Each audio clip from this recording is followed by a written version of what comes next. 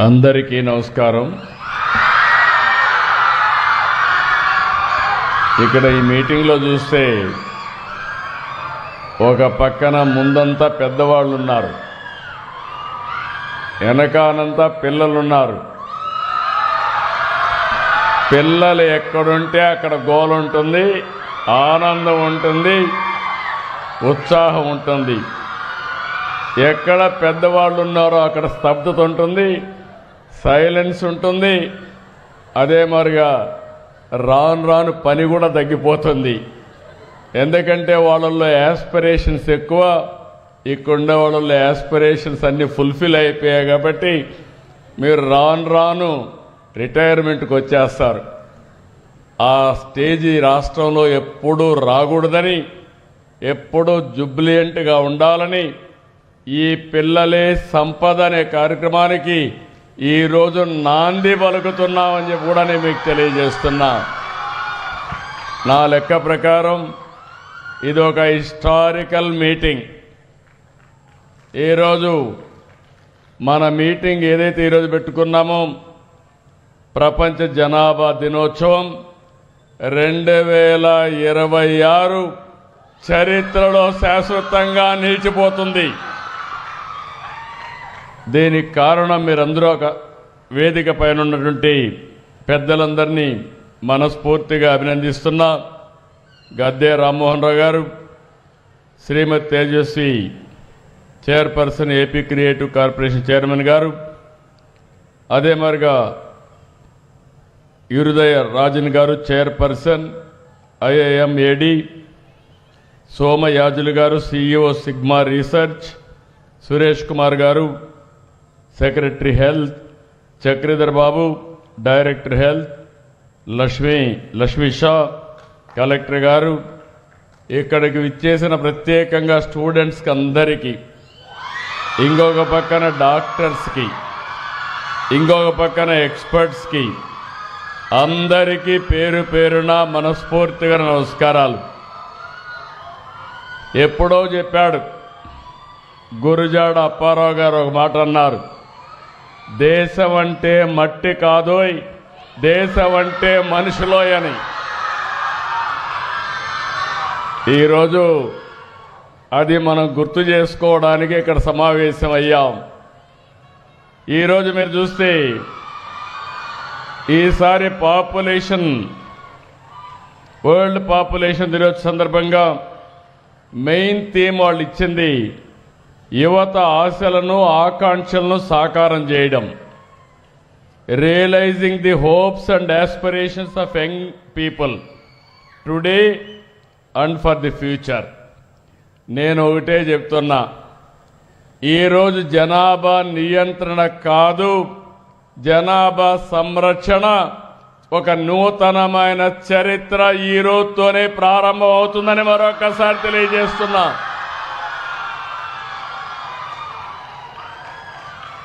ఒకప్పుడు నేను కూడా జనాభా తగ్గించాలని ఆలోచించాను. నాకు చాలామంది చెప్పారు అప్పుడు జనాభా తగ్గించడం అంత సులభం కాదని. మేధావులందరూ చెప్పారు జనాభా తగ్గించడం కష్టం, ముందు ఫిమేల్ లిటరసీ రావాలి, పేదరికం పోవాలి, అప్పుడే జనాభా తగ్గుతుందని చెప్పారు. నేను ఆలోచించాను, ఇదొక విషియస్ సర్కిల్. ఇది ఒకవేళ అందరినీ ఆడపిల్లలందరినీ చదివించాలంటే 20-30 ఏళ్ళు పడుతుంది. పేదరికం పూర్తిగా తొలగించాలంటే 40-50 ఏళ్ళు పడుతుంది. అప్పటికి జనాభా పెరుగుతానే ఉంటుందని కొన్ని నిర్ణయాలు చేశాను. ఆ నిర్ణయాలు మీరు చూస్తే ఎవరైనా పోటీ చేయాలంటే 2 కంటే ఎక్కువ మంది పిల్లలుంటే పోటీకి అర్హత లేదని స్థానిక సంస్థల చట్టాన్ని తీసుకొచ్చాను. ఇంకొక పక్కన ఒకప్పుడు 2 పిల్లలు అనేవాళ్ళం, ఒకరు ముద్దు, 2 ఓకే, 3 వద్దని ఆ రోజు క్యాంపెయిన్ చేశాం. ఈరోజు నేనే మళ్ళా ముందుకు వచ్చాను. దూరదృష్టితో ఆలోచించాను. అంటే ఎప్పటికప్పుడు మీరు గుర్తుపెట్టుకోవాలి, ఇక్కడ పిల్లలు ఉన్నారు. 25 సంవత్సరాల కంటే ముందు ఐటీ, దీనివల్ల లాభం ఏంటని ఆలోచించాను. ఆ రోజు ఐటీ ఆలోచించి ఐటీని ప్రమోట్ చేశాను. ఈరోజు గర్వంగా చెప్పగలుగుతున్నా, ప్రపంచం మొత్తం ఐటీ అంటే దానికి చిరునామా తెలుగు జాతి అని మరొకసారి విజ్ఞప్తి చేస్తున్నా. 25 సంవత్సరాలు ప్రపంచంలో ఏ దేశానికి పోయినా తెలుగువాడు ఉంటాడు. ప్రపంచంలో ఏ దేశంలో చూసినా అత్యధిక ఆదాయం సంపాదించే జాతి తెలుగు జాతి అని మీ అందరికీ విజ్ఞప్తి చేస్తున్నా. ఇది జరిగింది 25 ఏళ్ళు.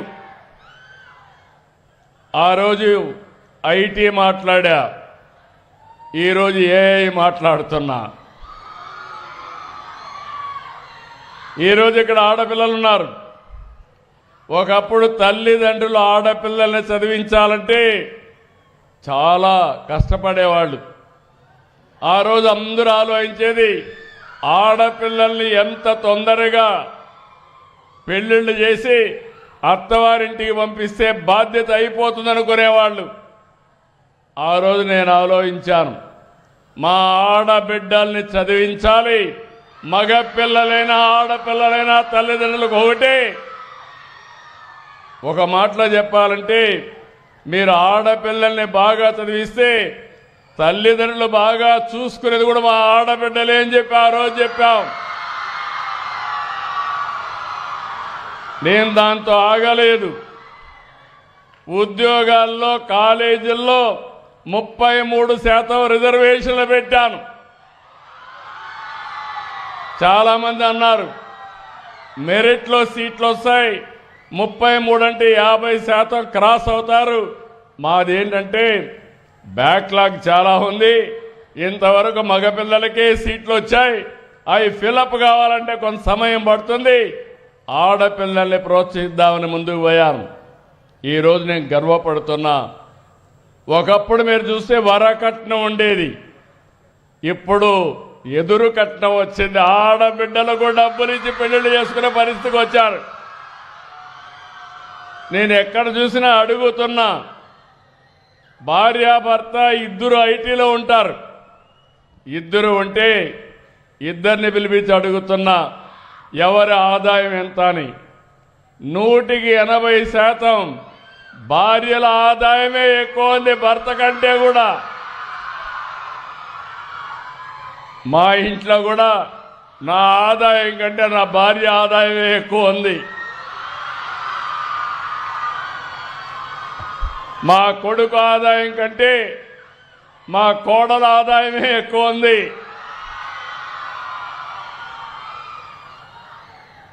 ఇవన్నీ పరిస్థితులు మారాయి. ఈరోజు మనందరం కూడా నేను మాట్లాడేది డిఫరెంట్ టెక్నాలజీస్ మాట్లాడుతున్నాం. ఈరోజు పిల్లలు మీరందరూ ఉన్నారు, మీరు రేపు గురించి ఆలోచిస్తారు, నేను ఎల్లుండి గురించి ఆలోచిస్తా. మీకో నాకో తేడా అదే.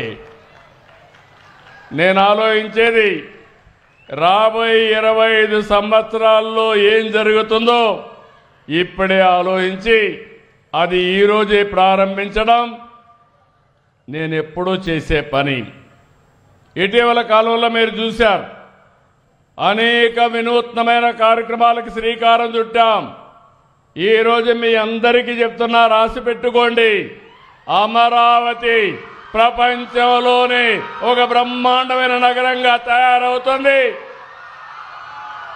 తెలుగు జాతి గర్వపడే విధంగా ప్రపంచం మెచ్చుకునే నగరం తయారవుతుంది. ఇంకో పక్కన మీరు చూస్తే ఈరోజు పట్టిసీమ ద్వారా నీళ్లు తీసుకొస్తే ఈ సంవత్సరం వర్షాలు పడకపోతే కృష్ణా ఏదైతే డెల్టా ఉందో దానికి ఈరోజు ఒక సంజీవనిగా పనిచేసే పరిస్థితికి వచ్చింది. నేను ఈ విషయాలు ఎందుకు చెప్తున్నానంటే, రాబోయే సంవత్సరం పోలవరం పూర్తి చేసి కృష్ణా నదికి తీసుకొచ్చి నదుల అనుసంధానానికి శ్రీకారం చుడతాం. ఇవన్నీ భవిష్యత్తు కోసం చేసే కార్యక్రమాలు. ఎవరి కోసం చేస్తున్నామంటే ప్రజల కోసం చేస్తున్నాం. కానీ ఈరోజు మీరు గుర్తుపెట్టుకోవాల్సింది, రాను రాను జనాభా తగ్గిపోతా ఉంది. చైనా ఒకప్పుడు ఒక చైల్డ్ నామ్ పెట్టారు. ఈరోజు ఫెర్టిలిటీ రేట్ 2.1 ఉంటే రీప్లేస్మెంట్ లెవెల్ ఉంటుంది. చైనాలో 1కి పడిపోయింది.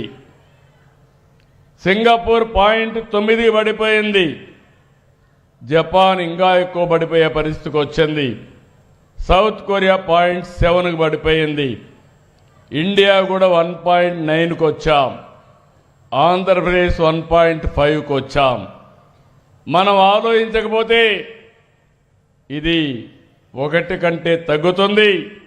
ఆ తర్వాత మనం పనిచేసేది మెషిన్ల కోసం పనిచేయాలి. మెషిన్లు కూడా వచ్చేస్తున్నాయి. ఈరోజు నేను స్పేస్ సిటీ తీసుకొచ్చాను. శాటిలైట్స్ అన్ని మన రాష్ట్రంలోనే లాంచ్ చేసే విధంగా స్పేస్ సిటీ వస్తుంది. డ్రోన్ సిటీ వస్తూ ఉంది. యుద్ధాలు చేయాలన్నా సివిలియన్ అప్లికేషన్స్ కానీ తొందరలోనే డ్రోన్ అంబులెన్స్ కూడా వచ్చేస్తుంది. ఎక్కడన్నా ఎవరికైనా ఆరోగ్యం బాగలేకపోతే మీ ఇంటి మీదకి వచ్చి పేషెంట్ తీసుకొని నేరుగా హాస్పిటల్కి తీసుకొచ్చే రోజు తొందరలోనే వస్తుందని మీ అందరికీ విజ్ఞప్తి చేస్తున్నా. ఎలక్ట్రానిక్స్ వచ్చేసాయి, వేరబుల్స్ వచ్చాయి. ఈరోజు మనం తినే తిండి ఎంత తినాలి, గ్లూకోజ్ లెవెల్ చూసుకొని తినే తిండి పరిస్థితికి వచ్చాం. హాస్పిటల్లో ఉండక్కర్లేదు, ఇంట్లో ఉంటే మానిటరింగ్ హాస్పిటలింగ్ చేసి అవసరమైతే అంబులెన్స్ లిఫ్టింగ్ కానీ లేకపోతే డ్రోన్ లిఫ్టింగ్ చేసే పరిస్థితికి వచ్చాం. ఇలాంటివన్నీ వచ్చినప్పుడు మీరు గుర్తుపెట్టుకోవాల్సింది, ఒకప్పుడు కరెంటు ఉత్పత్తి చేసేవాళ్ళం. ఎప్పుడు వస్తుందో ఎప్పుడు పోతుందో తెలియదు. ఈరోజు మీ యొక్క ఇంటి పైన కరెంటు ఉత్పత్తి చేసుకుంటున్నాం. ఈరోజు ఈ బిల్డింగ్ పైన కరెంటు ఉత్పత్తి చేసుకొని కిందన ఏసీ పెట్టుకొని కంఫర్టబుల్గా ఉండగలుగుతున్నామంటే అది ఈరోజు సోలార్ ఎనర్జీ కానీ గ్రీన్ ఎనర్జీ వచ్చే పరిస్థితి వచ్చింది. అయితే ఇవన్నీ ఒక ఎత్తు. దీనికి మూలం జనాభా. జనాభా లేకపోతే మనం చాలా సమస్యలు వస్తాయి. ఒకప్పుడు ఉమ్మడి కుటుంబం ఉండేది. పిల్లలు చాలామందికి మీకు ఐడియా ఉండదు, ఇక్కడ పెద్దవాళ్ళకు కొంతమందికి ఏముంటుంది. ఇప్పుడు అన్నీ కూడా కుటుంబాలన్నీ మైక్రో ఫ్యామిలీస్ అయిపోయినాయి. భార్యాభర్త టెన్షన్ లైఫ్, ఇద్దరికి ఉద్యోగం, అక్కడి నుంచి ఆలోచనలు డిఫరెంట్గా వచ్చాయి.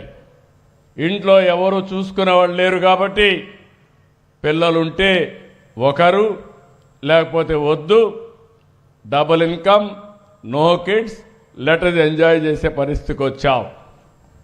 ఇది ఒకసారి ఇది ఆలోచిస్తే చాలా ప్రమాదం కూడా. ఇంకా రాను రాను రోబోస్ కూడా వస్తున్నాయి. కానీ రోబోటిక్స్ కానీ ఇవన్నీ వచ్చినా మనుషులు లేకపోతే నిరర్థం అని చెప్పి కూడా నేను మీకు తెలియజేస్తున్నా. మన దేశంలో కాదు, 40 దేశాల్లో జనాభా తగ్గుతా ఉంది. ఈరోజు మన దేశంలో జనాభా ఈ మాత్రం ఉందంటే బీహార్, యూపీ ఈ రెండు కాపాడుతున్నాయి. దక్షిణ భారతదేశం మొత్తం కూడా దెబ్బతినే పరిస్థితికి వచ్చాయి. ఈరోజు ఒకప్పుడు నేను కూడా ఎకనామిక్ స్టూడెంట్ని. పాపులేషన్ ఎట్ట కంట్రోల్ అవుతుందో చదివేవాళ్ళం. యుద్ధాల వల్ల, అదే మరి ఫ్యామిన్ వల్ల, లేకపోతే అనేక సమస్యల వల్ల తగ్గుతున్న ఆ రోజు చదివేవాళ్ళం. ఈరోజు ఎకానమీ పెరిగింది, ఆర్థిక పరిస్థితులు మారాయి, ఆలోచన విధానం కూడా మారింది. ఈరోజు మన గ్రామాలు చూస్తున్నా, ఉండేవాళ్ళు కొంతమంది హైదరాబాద్కి వెళ్ళిపోతున్నారు, కొంతమంది అమెరికాకి వెళ్ళిపోతున్నారు, కొంతమంది విదేశాలకు వెళ్ళిపోతున్నారు. ఊర్లు ఖాళీ అయిపోయే పరిస్థితికి వచ్చింది. ఇలాంటి సందర్భంలో మనందరం గుర్తుపెట్టుకోవాల్సింది, నేను ఒక ఉదాహరణ మీరు చూస్తే భారతదేశంలో 1.9కి టీఎఫ్ఆర్ పడిపోయింది. 70 ఓట్లో 5.12 ఉండేది.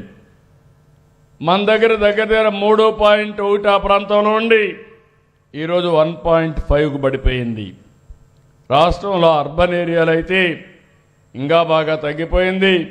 సుకుమార్ గారు చెప్పినట్టు ఆయన urban secretary, municipal administration secretary వాళ్ళ దగ్గర 1.3కి పడిపోయే పరిస్థితి వచ్చింది. ఈరోజు ఇంకొక విషయంలో కూడా మీరు చూస్తే రోజు రోజుకి అంగన్వాడీ సంఖ్య తగ్గుతూ ఉంది. ఎలిమెంటరీ స్కూల్లో పిల్లల సంఖ్య తగ్గే పరిస్థితి వచ్చింది. ఇంకొక పక్కన పెద్దవాళ్ళ సంఖ్య పెరుగుతూ ఉంది. 15-59 వయసున్న వారి సంఖ్య 66.4% పెరిగింది. 60 సంవత్సరాల కంటే పైబడిన వాళ్ళ సంఖ్య 9.7% ఉంది. ఇవన్నీ కూడా ఇంకొక పక్కన చూస్తే 100 మంది జనాభాలో 89 మంది పిల్లలు మొదటి రెండో సంతానంగా జన్మించిన పిల్లలే. ఇవన్నిటికి కూడా కారణం పిల్లలను చూసుకునే వాళ్ళు లేరనుకోవడం. నేను కడపలో చూశాను, కడప బెటర్గా ఉంది. ఆంధ్రప్రదేశ్లో ఫెర్టిలిటీ రేటు కడపలో 1.99% ఉంటే విశాఖ బాగా డెవలప్ అయిందనుకుంటే 1.32కు పడిపోయింది. రేపు రాబోయే రోజుల్లో విశాఖలో ఉద్యోగాలు మైగ్రేషన్ కడప నుంచి రావాలి, లేకపోతే ఈ సమస్య వచ్చే పరిస్థితి వస్తుంది. ఇంకొక పక్కన మీరు ఒకసారి ఆలోచిస్తే మన 2011 జనాభా లెక్కల ప్రకారం ఆంధ్రప్రదేశ్లో 10వ స్థానంలో ఉంది, విస్తీర్ణంలో 7వ స్థానంలో ఉన్నాం. అంటే డెన్సిటీ ఆఫ్ పాపులేషన్ మీరు చూస్తే చాలా డిఫరెన్స్ వచ్చే పరిస్థితికి వచ్చింది. ఇవన్నీ మనం చూసినప్పుడు ఈరోజు మనలో కూడా ఒక చైతన్యం రావాలి. మళ్ళీ మళ్ళీ చెప్తున్నా, ఈరోజు చరిత్ర తిరగా రాసే రోజు. అదే పిల్లలే సంపద, ఇదే ఈ ప్రభుత్వం యొక్క విధానం అని మరొక్కసారి మీ అందరికీ విజ్ఞప్తి చేస్తున్నా.